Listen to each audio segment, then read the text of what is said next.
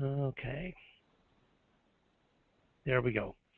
Alrighty, well, good morning or good afternoon, everyone. I am David Alloway, and I'm glad to be with you here today. In last week's webinar, we heard from Mark Lichtenstein, Liz Razik, and Julie Rhodes, who all shared their vision of sustainable materials management and some thoughts about how recycling contributes to sustainable materials management. I'm going to pick up where they left off and explore what SMM means for recycling program managers, the core of NRC's membership. Not all of you participated in last week's webinar, so I will start with a little background. I'll offer a few definitions of sustainable materials management. We'll compare broader materials management with waste management, and then I'll share some of my thoughts about how recycling and recycling program managers contribute to SMM. So what is materials management, and how is it different from waste management? EPA over the last 5 years has offered not one, but two different definitions of materials management shown here. The first is that it's an approach to using and reusing resources most efficiently and sustainably throughout their life cycles. It seeks to minimize materials used and all associated environmental impacts. An alternative definition, also from EPA, is that materials management refers to the life cycle of materials as they trace their course through the economy, from raw material extraction through et cetera, to end of life. Both definitions here emphasize that materials management is about the whole life cycle of materials, not just end of life. It includes end of life and recycling of materials and using those recycled materials in lieu of virgin resource extraction. But it also includes virgin resource extraction, design, production, consumption, and disposal. It's a very big picture. So a quick contrast between the two. The goal of discards management is ultimately about managing discards, getting the rubbish picked up and moved someplace else. Materials management, I would argue, has a broader goal, and that is sustainability. Looking at what stages of the life cycle are involved, discards management primarily involves itself with the management of materials downstream of the consumer, although it's important to understand that the value proposition of recycling is when those separated and collected materials get used by industry in lieu of virgin resources.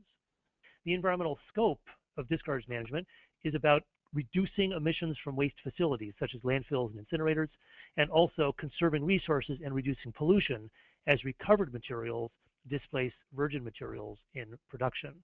Materials management, again, takes this broader view that addresses all pollutants and resources across the entire life cycle.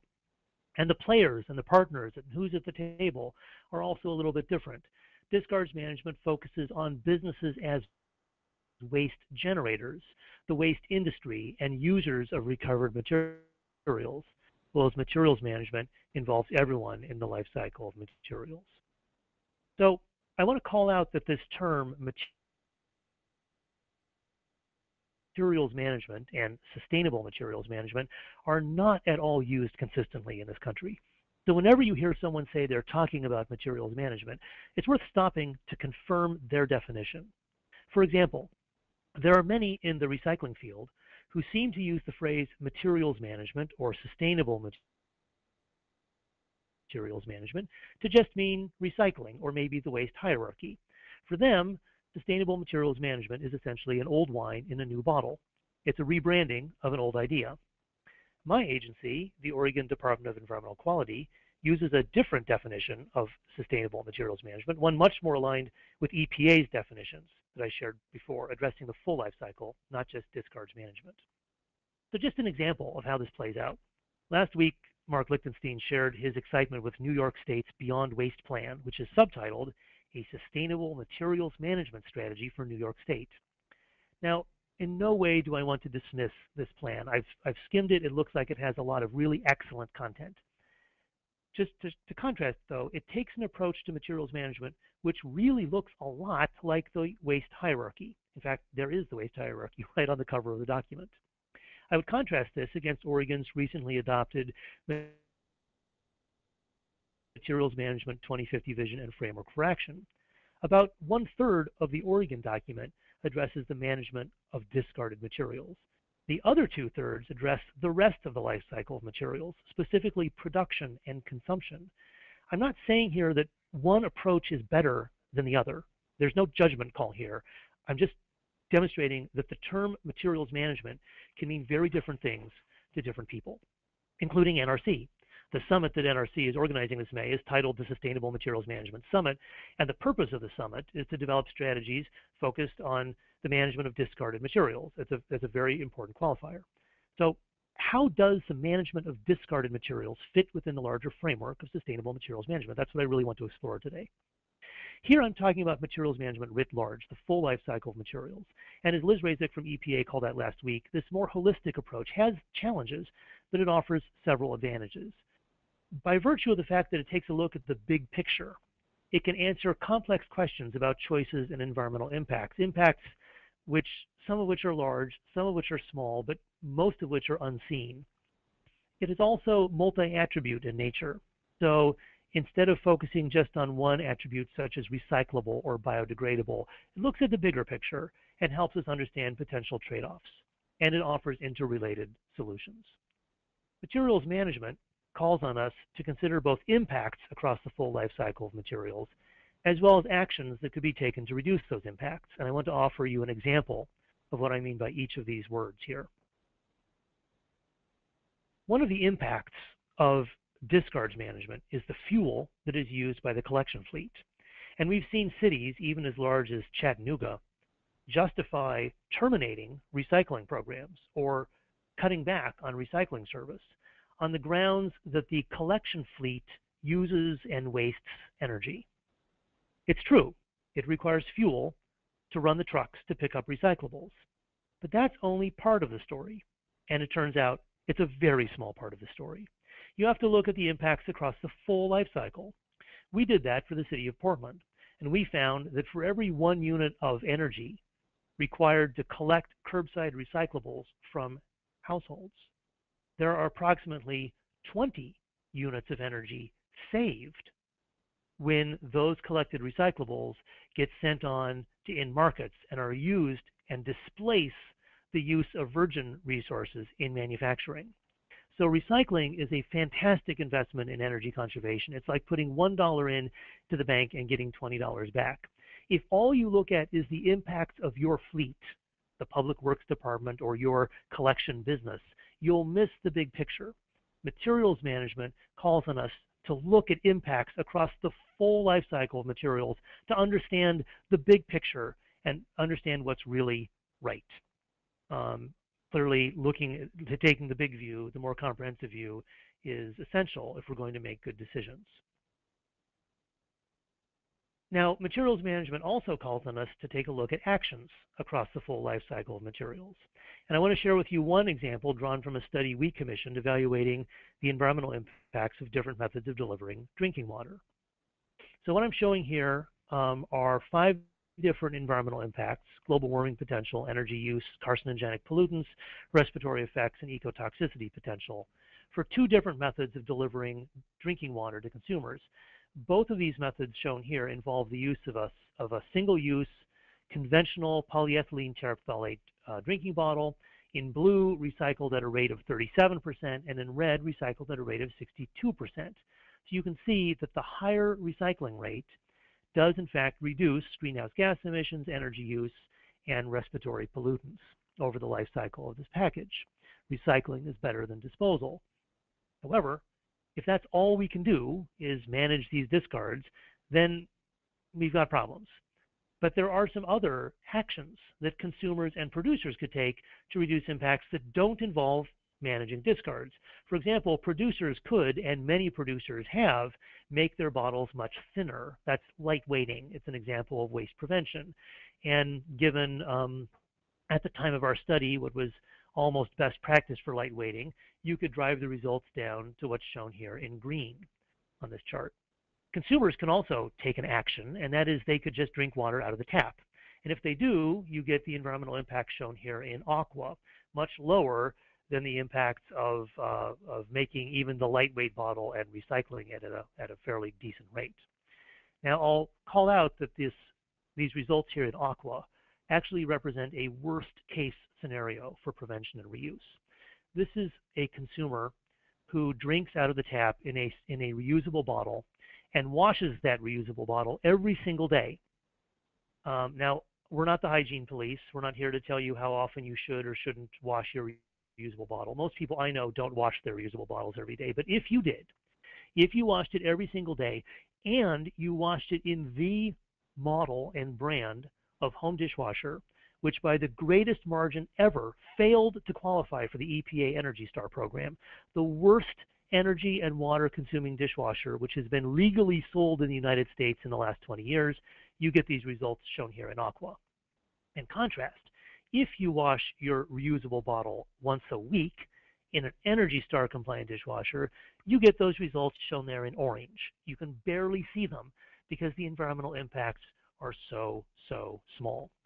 So this is an example of how materials management helps us to understand the different actions that can be taken across the full life cycle of materials. And in the interest of time, I've not shown here some other actions that could be taken.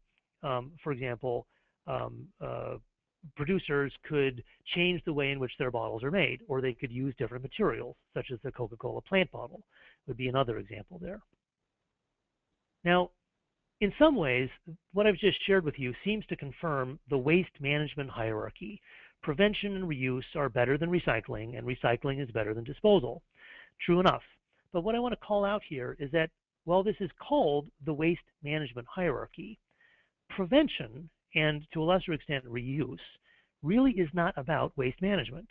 It's not about changing how we manage our discards, but changing how much and what materials are used in the first place, and how those materials are used. While we're on the hierarchy, let's talk for a moment about recycling. Recycling is widely viewed as a waste management strategy, but let's stop and explore that critically for just a moment. Where are the environmental benefits of recycling? If you go out and quantify them, you'll see that the benefits are not so much in disposal avoidance, reducing pollution from landfills and incinerators, but the benefits, the quantified benefits, are much larger upstream as recycled materials displace virgin feedstocks in manufacturing.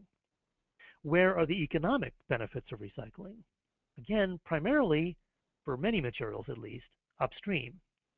The value proposition of recycling is less about managing wastes and more about providing industry with materials it can use in lieu of virgin resources. Recycling lives or dies by its markets, and the value of recycling is primarily at the markets. And so I would argue that a materials management perspective would suggest that every recycling decision should be evaluated first and foremost against how it affects the markets. Sadly, that's not typically how decisions are made in the US. My larger point that I wanted to make here is that materials management is a very big tent. Everything that NRC members do is part of materials management, and there's a bunch of stuff that most NRC members don't do that's also part of materials management. So if you enter the big tent of materials management, you'll find some old friends, but you'll also find a whole bunch of strangers, but strangers who share common goals, goals of sustainability, resource conservation, and reduction of pollution. Recycling is important. Many of you have seen this graph before. It's from the EPA. It shows our domestic greenhouse gas emissions in the year 2006, allocated by economic system, reflecting a 32% waste recovery rate for municipal solid waste. In the absence of that, our emissions would be several percentage points higher.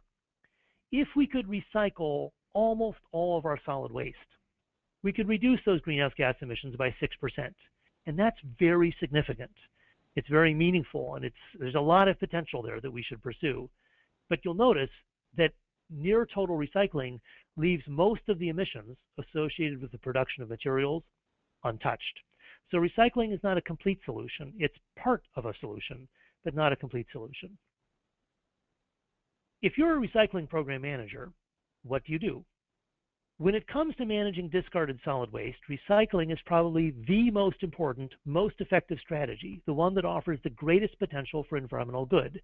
It is, however, I would argue, a big fish in a relatively small pond. In materials management, there are other strategies and approaches that are even more beneficial, that offer greater potential and greater opportunity.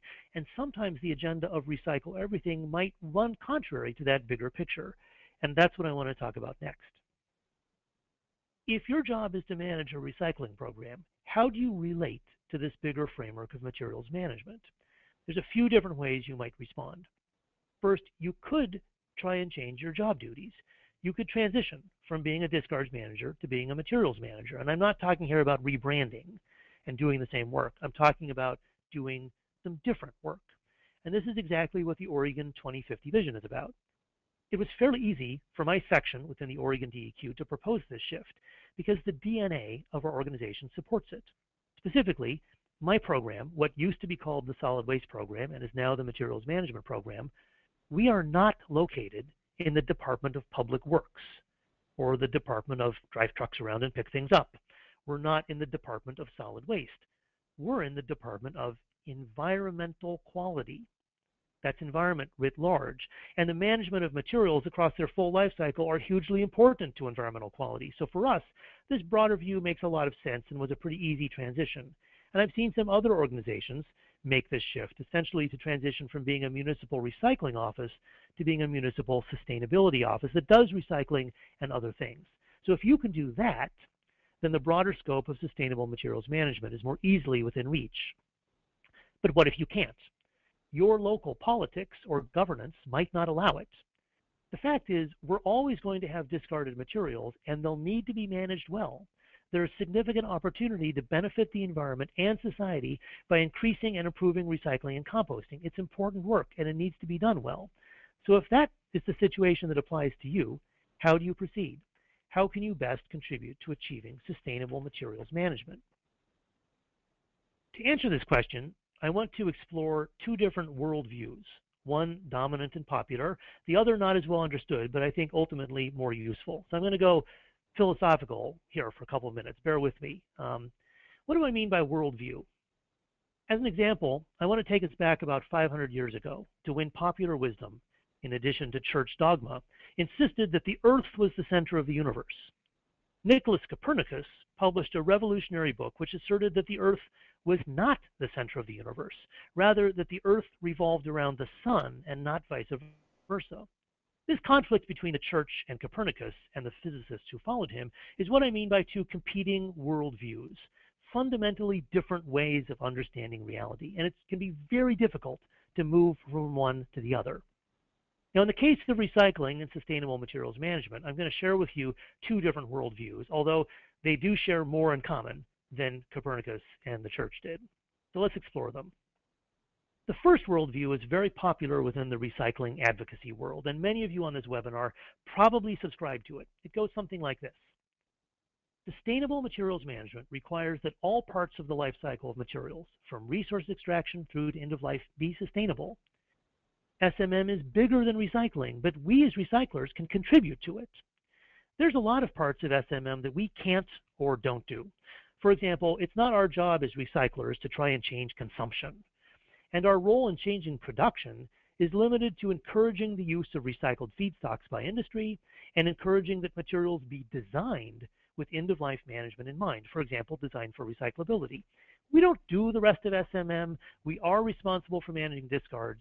Recycling discarded materials is better for the environment than landfilling. Ergo, our job is to maximize the recycling of discarded materials. We should advocate for policies and programs that allow the recycling of materials to be maximized. That's our job. Other people have other jobs in SMM, and if each of us does our job well, working independently, then the whole system, the whole life cycle of materials will become sustainable. So I suspect that many of you on this webinar today subscribe to this worldview. You say, I get it. SMM is really big. It's too big for me. I'm just a recycling manager. My job is to maximize recycling. And as long as I do that and other people do their things, we'll all get to sustainability. Now there's a second worldview that I want to contrast here, and one that is inspired by the field of systems thinking. Systems thinking is the process of understanding how things regarded as systems influence one another within a whole. The field of ecology, for example, requires the use of systems thinking. It views problems as parts of an overall system rather than reacting to or managing just one specific part. It helps us to understand that optimizing just one part of a broader system may lead to unintended consequences. The failure to engage in systems thinking can lead to what is called winning the battle, but losing the war. Getting so wrapped up in achieving a narrow objective that you unintentionally create the conditions that result in the ultimate failure to achieve your larger goals. So this second worldview, which I would say is the worldview of materials management writ large, goes something like this. Recycling discarded materials is better for the environment than landfilling them, but the ultimate goal of recycling is the conservation of resources and reducing pollution. Recycling is the means to a greater end, not the end goal in and of itself. It's not religion. We don't recycle for the sake of recycling. We recycle in order to achieve broader outcomes, such as conserving resources. Ergo, recycling should be advanced, and advances in recycling should be designed to achieve those desired outcomes. Decisions about recycling should be made through the lens of whatever it is ultimately we're trying to accomplish, such as conservation of resources and reduction of pollution. Decisions about recycling may impact other stages of the life cycle and may have other results that might be positive or might be harmful. And so it is incumbent upon us to look at the big picture and to work in a coordinated fashion to bring the larger system into sustainability. Okay, this is very philosophical, so let me give you a few specific examples of how these two different worldviews approach real-world problems. The first example is the case of non-recyclable packaging. This is the chart that Liz Razik shared last week. It's about coffee packaging, but there are other examples. This shows three different ways of packaging instant coffee: a steel can, a plastic tub, and a flexible pouch. The first two options are readily recyclable. The third is not. But this non-recyclable pouch, as you can see, requires less energy over its life cycle, has lower greenhouse gas emissions, and results in far less waste disposal. If all you care about is maximizing recycling, doing recycling for the sake of recycling, the first worldview, then you'd want coffee packaged in the steel can or the plastic tub. But if you want to reduce environmental impacts across the full life cycle of materials, then you might prefer the flexible bag. Even though it goes to landfill, it has the lowest energy requirements, the lowest greenhouse gas emissions, and even the lowest amount of solid waste. One of the questions last week in the webinar challenged Liz and asked if this assessment considered the fact that materials sent to landfill become unavailable to future generations. And yes, this study does consider that fact. It's this column right here on the right-hand side. If that's all you care about, minimizing the landfilling of waste, then choose the packaging option that minimizes the landfilling of waste, which happens to be the flexible bag. Even if you increase the nationwide recycling rate for these first two materials to 80 or 90%, the flexible bag still has lower impacts. Now, you might find this philosophically objectionable because it suggests that the best choice here might be a material that ultimately has to be landfilled. But if you go look at the environment and if you understand the threats facing us, I would propose that the impacts of solid waste are really quite small relative to the other impacts of making and using stuff. There is no perfect option. All options involve trade-offs, and we need to weigh those trade-offs based on how important they are. Landfilling is highly visible, and it taps into a deep psychological aversion to loss of utility. But at the end of the day, as a scientist and as an environmentalist, I'm not losing as much sleep over landfills as I am over climate change, ocean acidification, the way we've screwed up the nitrogen cycle, the mega extinction of species currently underway, and toxic chemicals. If a packaging option reduces those impacts but has to be landfilled, so be it. In a perfect world, materials would all be low weight and low impact and carbon neutral and toxics free and organic and made only from renewable sustainable materials, and they would be recyclable too, but we don't live in that perfect world, so we have to accept some trade-offs. Let me offer you a second example, and this involves waste prevention. A little background: I was hired at DEQ 15 years ago to work on prevention. I coordinate our waste prevention strategy. I've spent a lot of time researching prevention and doing prevention. In my experience, many people in the recycling world don't have that perspective. Many recycling program managers actually spend very little time on prevention, and they don't know what they don't know. They think it's all about changing consumer behavior through outreach, which it isn't. They think it's inherently bad for the economy. They think it can't be measured, and some of them don't even want to make space to talk about it. There's a lot of lip service given to the hierarchy, which prioritizes prevention and reuse over recycling, but at the end of the day, not a lot of action. If what I'm saying intrigues you, I'd encourage you to check out the extensive research we've done on waste prevention, documented in a series of background papers that are located at this link here. There are many challenges to waste prevention, and many of them are difficult to overcome. But one of the challenges was created by the discards management community. For the most part, this challenge wasn't intentional. Most recycling program managers aren't even aware of it. But the way that recycling has been promoted in some communities is a significant barrier to prevention.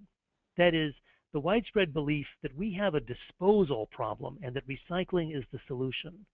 So, for example, when I met with the management of a progressive Oregon manufacturer to talk with them about waste prevention of packaging, their answer was, wait a minute, why do we have to do this waste prevention thing? We're already recycling. We're keeping our stuff out of the landfill.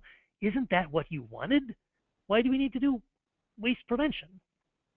Never mind that ton for ton, prevention and reuse result in greater environmental benefit, or they're ranked above recycling in the hierarchy adopted by EPA in many states. Nope. We're recycling. We're keeping waste out of landfill. Problem solved. And this isn't just my narrow perspective. It's flagged as a barrier in the literature from Europe, which has studied prevention extensively. It shows up in the academic social science literature as well, and it rears its ugly head every time someone from corporate America stands up at a sustainability conference and says, my product is recyclable, problem solved. So what does this mean for recycling program managers? My request would be to please stop designing and implementing recycling programs that undermine prevention. And it starts with how we talk about recycling. If we promote recycling as a means to conserving resources and reducing pollution, that's great. But if we promote recycling as a method of landfill avoidance, we've just set up a major barrier to prevention and reuse. In my experience, when the problem is framed as a waste problem, if the understood goal is just to keep stuff out of landfills, well, why bother with prevention and reuse? Just do more recycling. So I thought I would share just a few quotes. First from Frank Ackerman, who at the Telus Institute wrote a very interesting book titled Why Do We Recycle? Markets, Values, and Public Policy. And he says the environmental goals that motivate recycling are often best served by less rather than more recycling, that is, by preventing the generation of waste in the first place. And going back a few more decades to Henry Ford, who said picking up and reclaiming scrap left over after production is a public service, but planning so there will be no scrap is a higher public service. Now, if you're a recycling advocate, what I've said here might be bothering you. You might think that I'm speaking against recycling. I want to be very clear that I am not. What I'm speaking against is the narrow-minded pursuit of recycling at the expense of all else. I have worked very hard for the last 25 years to advance recycling, to counter its naysayers, and specifically to demonstrate the environmental benefits that recycling offers over disposal. In the past 10 years, I've used a lot of life cycle assessments to support recycling, so I'm very clear and aware of the benefits of recycling as viewed through a scientific lens. But this same lens also makes me aware of the limitations of recycling, and that there are ways to do recycling well, and there are some ways to do recycling not so well. Recycling is not a silver bullet, but it is an important tool, a means to conserve resources and reduce pollution. It should be advanced, improved, and grown, and done so in a way that contributes to these larger goals of conserving resources and reducing pollution. That's the goal and the criteria that must be kept in the front of our minds. And in my view, that's how recycling managers can best contribute to achieving sustainable materials management. You'll notice that I haven't discussed the details of how to advance recycling within this larger context. I don't have all the answers. It is the topic of the Sustainable Materials Management Summit that Gary Liss is going to introduce in just a moment. And that's what I hope you all be discussing in College Park in Maryland this May. So I'll stop here and would be happy to take some questions. Thank you. Thank you, David. That was excellent. Really helped frame the issues as we had hoped you would. And we do have a number of questions. I'll go over a couple of them now, and appreciate if you can address those. As it relates to the coffee container, which, by the way, we got a number of questions about, shouldn't we also be pushing industry to also make the flexible packaging recyclable so it achieves all the pollution reduction and gets recycled to boot? Absolutely. In this perfect world that we should strive for, all the materials should be recoverable and low weight and low carbon and low impact and low toxic and all of those other benefits. Um, so the challenge is really sort of twofold. In the short term, as you have to make decisions, there is no sustainable packaging. There's no sustainable materials at all, frankly. And whether or not something is sustainable is as much a measure of how much you use as what it is. So in the short term, there are no sustainable options. There are some that are less bad than others. And that's not very satisfying. But it's the world as it's presented to us today. Should we pressure and advocate for things to be recyclable? Yes. And that involves both design and it means the need for better recovery infrastructure. But where I would draw the line would be I would draw the line at saying everything must be recyclable or everything must be compostable. Because what that does, the moment you've taken that position, is you have elevated recyclability and compostability to your primary criteria, the decision factor that overrides all others. And that is where I believe the recycling community has really gotten into trouble. Really good. We have a number of questions about reuse similarly on that coffee packaging. There are lots of other environmental impacts that need to be considered. Packaging engineers should be able to develop packaging that both reduces waste and reduces the other environmental impacts of packaging. It's all about reuse. Could you highlight how reusable systems count in this approach? Right. So this analysis was conducted by EPA. They did not evaluate a reusable packaging distribution system for coffee. So I don't know exactly what that system is or what it looks like. My experience with the hierarchy is that the hierarchy when it's being used to evaluate discards management options. When you have a material and the question is, well, what should we do with it? The hierarchy often correlates well with environmental impacts. That is, that reusing something is typically better than recycling it. There are exceptions. Old energy hogs of refrigerators, for example, or it's just much better to scrap them and recycle them, unplug them and get them out of circulation than to reuse them. But typically, if you have a material that could be reused or recycled, reuse is the better option. But that is a fundamentally different question than the question which is posed to designers. Designers have to answer a different question, which is, over the life cycle of this material, given how it will be used, what's the best option?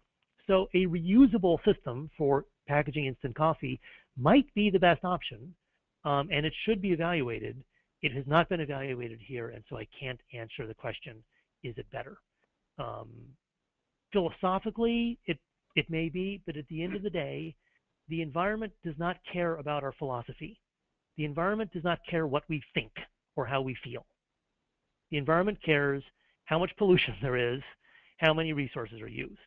And ultimately, that should be the judge, the criteria that's used to make these decisions. Last question for right now is, I've advocated for highest and best use, which take into account reduction, reuse, repairability, recycling. How does sustainable materials management compare to highest and best use or interrelate with that? Right. So the concept of highest and best use, it shows up prominently in our 2050 vision, but it has a little different meaning. Highest and best use, as the recycling community understands it, it typically says, okay, you have a material that you no longer want. There's a bunch of different places it could go to. For example, glass. You got glass bottles. They could go to a reuse market potentially, or they could be recycled into glass bottles, or they could be recycled into insulation, or they could be recycled in, I'm putting this in quotes now, recycled into a road base or glass fault or something. Which of those uses is the best choice from an environmental and economic perspective, or just an environmental one? So That's one meaning of highest and best use. Another meaning of highest and best use in the broader framework of materials management is, okay, we have aluminum. There's a certain amount of aluminum out there. What's the best? What's the place where aluminum should be used where it really makes sense? What's the best thing, the best places, the optimal use of aluminum versus the optimal use of glass or the optimal use of cardboard? Again, it's a very different question. So highest and best use fits within this broader rubric of sustainable materials management. And again, everything that every NRC member does fits within sustainable materials management. It can just have a little bit different meaning when you look at it through a big lens as opposed to a narrow lens. Great, thank you, David. Right now we need to go to the second presentation, which I'll be making. We have a lot of other questions. All the PowerPoints today and from last week's are going to be posted on the NRC website. The last week's are already posted there, as well as the YouTube recording of the webinar last week. And these will be posted from today in a couple of days' time. But I'm going to quickly introduce myself. I'm Gary Liss, co-chair of the Sustainable Materials Management Summit and a board member of the NRC, past president and a founder of the NRC. Have over 40 years of experience in solid waste and recycling. I'm an advocate of zero waste, which EPA includes as part of sustainable materials management. And I've helped more communities develop zero waste plans than anyone else in the U.S. On the board of Zero Waste USA, vice president of the U.S. Zero Waste Business Council, where I helped develop the Zero Waste Facilities certification system and professional certification program. I'm also a board member of the Zero Waste International Alliance and chair of their Zero Waste Certifications Committee, which has developed worldwide standards for zero waste. I was also elected to the town council of my hometown of Loomis and was mayor in 2010, so have some background on the political arena as well. So I'll be starting my presentation with the discussion of the National Sustainable Materials Management Action Plan. And this is an effort that is essentially the major deliverable that the summit is going to be contributing to and will be developed by this fall. The summit has been organized to really renew and encourage a dialogue throughout the country about sustainable materials management and lend more support to sustainable materials management as a direction that EPA has been going in and that state and local initiatives like David's highlighting they're doing in Oregon. As part of the summit, in preparation for that, we're inviting 60 delegates from a whole cross-section of what David called the strangers, some of the people that haven't typically come to traditional recycling conferences.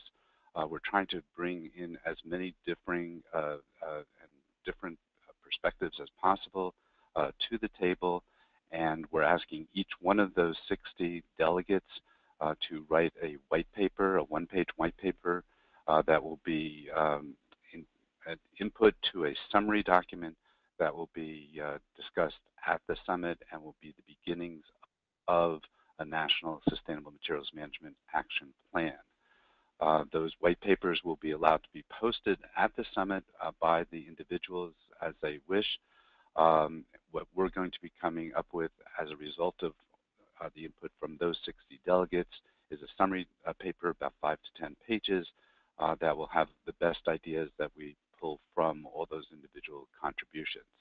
We're asking people to make those clear and concise, provide both opinion, scientific justification, and statistical data that will help people better understand what each of the different people's roles are in sustainable materials management and what they would like to see go into a national plan. The background, we ask that people highlight what they do to advance sustainable materials management, such as working on consumption and climate change, reducing and reusing, recycling, both collection and processing, organics, including food recovery, clean and green jobs and market development, product policies, including EPR, bans, minimum content, zero waste, and community organizing and culture change. In the recommendation section, we ask that people include what they suggest as action-oriented strategies intended to promote sustainable materials management throughout North America, and what you would like to be done nationally to support local sustainable materials management initiatives. One of the things I highlight on this slide is that the logo for the EPA Sustainable Materials Management Program is Rethink, changing how we think about our resources for a better tomorrow. And that's a really important concept to consider as part of what sustainable materials management is about. It's getting everyone to stop and think, why is something being wasted in the first place? In the zero waste world, we say waste is a verb, not a noun. It's a choice that people make. We need to focus more on rethinking, redesigning, and eliminating why something is being wasted in the first place. And that goes upstream to the types of choices that David highlighted in his presentation, and that's what we're striving for with sustainable materials management. In our documents for the plan, we're asking people to focus on things that they're most familiar with, in particular, in a broad variety of theme areas, including business roles and market-based solutions. We're really trying to get as many business-friendly policies and recommendations to highlight what can be done to help businesses look at where things are being wasted and how they can redesign better, and what are tools that we can partner with them to achieve better sustainable materials management. Could be focusing on creating jobs, economic and market development initiatives, climate change connections, innovative financing approaches, new science infrastructure and technology opportunities and trends, federal and state government roles, policy-based solutions, locally driven policies, programs, and facilities.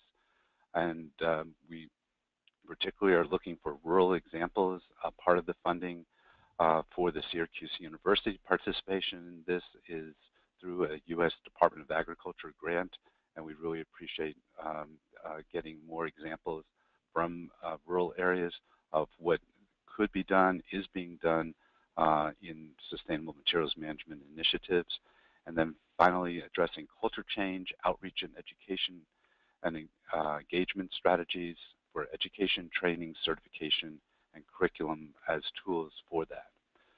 Topics can include all of these that are on the screen: consumption, climate change, reduce and reuse, recycling, organics, jobs and market development, product policy, zero waste, and community organizing for culture change. So the whole focus of the plan hopefully covers all the topics that you would like to see addressed in the Sustainable Materials Management Action Plan. Even if you're not a delegate, I encourage you to send your suggestions to NRC, to me and Laura Flagg, NRC staff, to provide input to the Sustainable Materials Management Plan. And on the nrcrecycles.org website, under the summit, there's a paper that's called White Paper that describes all the things that I just highlighted in this presentation, if you want to get more details about how to pursue that. Here's the URL to get directly to that white paper direction. So we'd welcome input from anyone who's attending this webinar. We are looking to get the best ideas. This is the new National Recycling Coalition. We are all about sustainable materials management, from reducing, reusing, recycling, composting, all facets of what is more commonly understood to be that broad idea of recycling. It's not just about the piece that is strictly recycling in an industrial sense. There's lots of resources out there. We have provided links on this slide, and there's others that are posted on the NRC website. If you have suggestions for more, please suggest those to us as well. The West Coast Climate and Materials Management Forum, I highlighted that David is a key leader of. It's particularly helpful in a lot of the resources needed to better understand sustainable materials management. So that's it for my presentation, and I'm going to pass back the screen to our colleagues, and now go into additional questions in our last 8 minutes here. So the question first up is, who will be writing the action plan? What are the deadlines for getting materials in? The action plan will be written by NRC staff and our NRC Sustainable Materials Management Summit Steering Committee and Advisory Committee. On the website, we have the news release that lists all the different organizations that are involved with that. We welcome all of your input to that. As far as deadlines for getting materials in, we just extended the deadline for the white papers to March 2nd, so that we'll have them in time for us to work on the summary draft paper in March, have that be reviewed through our advisory and steering committees in April, and then be presented in draft for the summit to have as part of their discussions. We'll also be having a lot of input through the summit, through presentations and discussions, and that will all be contributing to the actual plan. The evening of the summit on May 12th, we'll be compiling all the input we heard, and on the morning of the 13th, we'll review that in the first hour to highlight the key points that we heard coming out of the discussion that will be facilitated. For those who are familiar, this is a UN-style forum where we have the 60 delegates in the center of the event with 140 observers around the outside that will be passing cards to the facilitator to assist in addressing those later.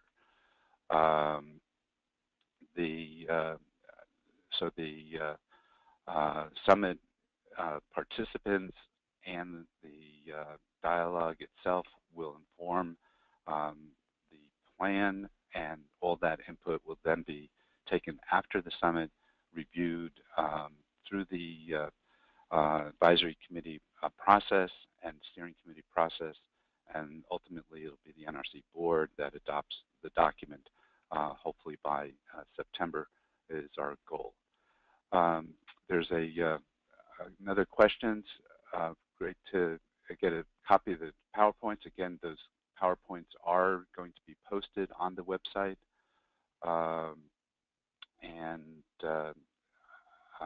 Another question, I hope that a delegate from New York City and from New York State are being invited. New York City has been invited, and if you have a suggestion for New York State, please let us know. Other questions? Those are all on my talk. I'll go back to David's. How do you convince municipal leaders to think about the broader sustainable materials management perspective when they're most concerned regarding budgets and the town's recycling rate and have little power over broader purchasing and product design? That's from Cyril May to David. That's a great question. Thanks for asking it. You know, I'm not sure that you need to convince cities that they need to do this broader work. I think it's reasonable to encourage them to take a broader view to understand the impacts, and that's something that EPA and the states and others can help with. You know, at the end of the day, and it took me several years of sort of work to get to this point. Let me tell you a story. When we developed our waste prevention strategy for the state of Oregon, we were coming at it from a framework, a perspective of what we had done successfully for the last 15 years, which is to work as a state through and with cities and counties as the local implementers of solid waste programs to help them change their solid waste programs and to increase recycling. And all of our tools, our whole toolkit was all about helping cities. And so, the old adage about, if the tool in your hand is a hammer, then everything looks like a nail. In reflecting on it, we came to the conclusion that for waste prevention, this is not a core competency of most cities or counties. For those that have sustainability offices, yes. But for those that their waste program is located in the Department of Public Works, for example, probably not. And at the end of the day, the cities don't have that much leverage or influence. So maybe it's not reasonable to expect them to lead that part of sustainable materials management. Rather, sustainable materials management, or the waste prevention piece of it, might really be led by other organizations like environmental groups or advocacy organizations or businesses or home builders maybe. And so that's in one of my earlier slides when I talked about partners and who's at the table. I'm not convinced that city and county governments in most cases are really the logical ones to lead that piece of sustainable materials management.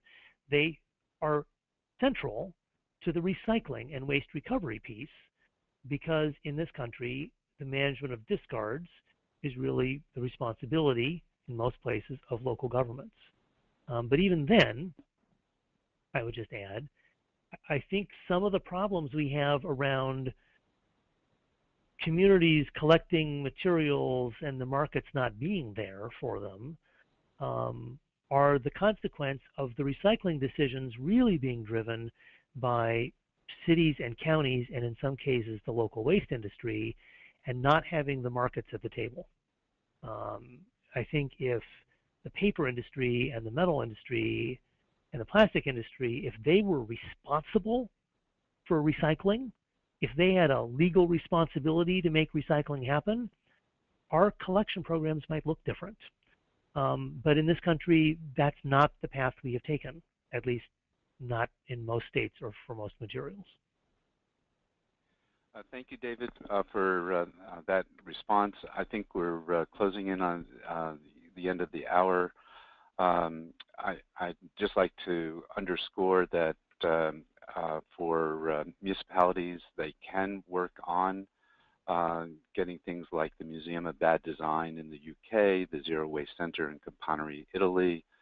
In Austin, Texas, they're working on a remanufacturing park to have a relationship with the university to look at making visible what are the problem materials and working collaboratively with businesses to figure out how to redesign that.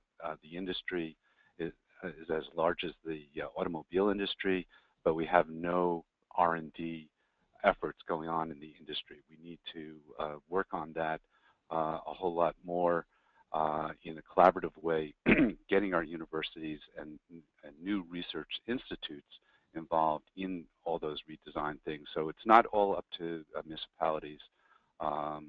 Municipalities can help, can call for the development of these, and that's part of what we're looking to try and figure out in this national plan. What are the roles of each of us in working to make this happen? So I'd like to end the broadcast by saying who's interested, who's on the call in coming to the summit. If you haven't materials yet and haven't received an invitation but would like to come, type in the question box and we'll follow up with you afterwards, get you background information about the summit. If you have any suggestions for what we should be addressing in the action plan, even if you don't have the recommendation of this solution, what are the problems you'd like to see addressed, please email those to us. The email contacts are on the notice of the webinars, and So just contact Laura Flagg or myself with any comments, suggestions, and questions. With that, I'm going to close with thanks to our organizers, Laura and Lisa. Thanks for David's participation. This was everything we had hoped for. And if you have suggestions for other webinars, we're thinking of doing additional webinars like this on other aspects of sustainable materials management in advance of the summit.